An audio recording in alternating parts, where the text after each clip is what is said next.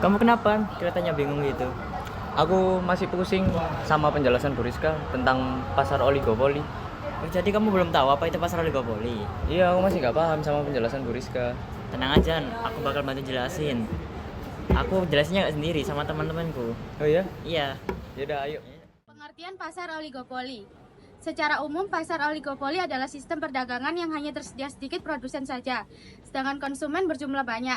Pada sistem oligopoli, perdagangan akan memiliki persaingan yang tidak sempurna. Ini kami akan menjelaskan karakteristik atau ciri-ciri pasar oligopoli. Yang pertama-tama itu ada jumlah produsen sedikit, pasar didominasi oleh beberapa perusahaan besar yang menguasai sebagian besar bangsa pasar. Yang kedua itu ada interdependensi, keputusan atau perusahaan misalnya menurunkan harga akan memengaruhi strategi perusahaan lain. Yang ketiga itu ada hambatan masuk yang tinggi, sulit bagi perusahaan baru untuk masuk ke pasar karena memerlukan modal besar, teknologi canggih, atau regulasi ketat. Oke.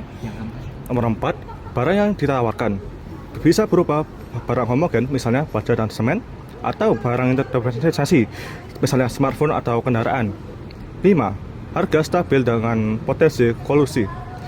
Harga seringkali stabil karena adanya kesempatan tersirat atau spesifik seperti kartel antara pemain besar untuk menghindari perang harga. 6, promosi dan persaingan harga. Perusahaan bersaing melalui inovasi produk, iklan, dan kualitas layanan atau fitur tambahan untuk menarik konsumen. Keunggulan pasar oligopoli yaitu mendorong inovasi karena persaingan antar pemain besar. Yang kedua, produk atau layanan biasanya memiliki kualitas tinggi.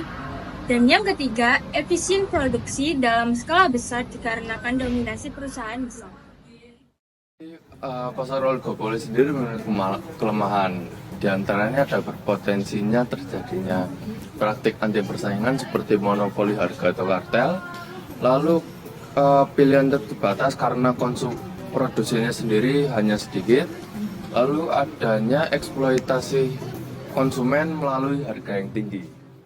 Penjelasan tentang pasar oligopoli. Sekarang kamu udah paham kan?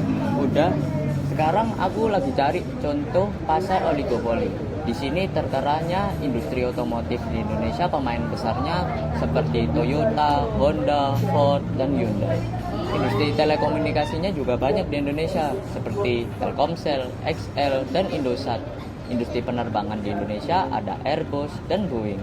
Industri rokoknya juga besar ini di Indonesia. Ada Sempurna, Gudang Garam, dan Jarum di Indonesia. Jadi itu contohnya ya, Bi. Iya benar contohnya. Sekarang kamu udah paham kan? Paham? Udah yuk kita belajar bareng. Ayo.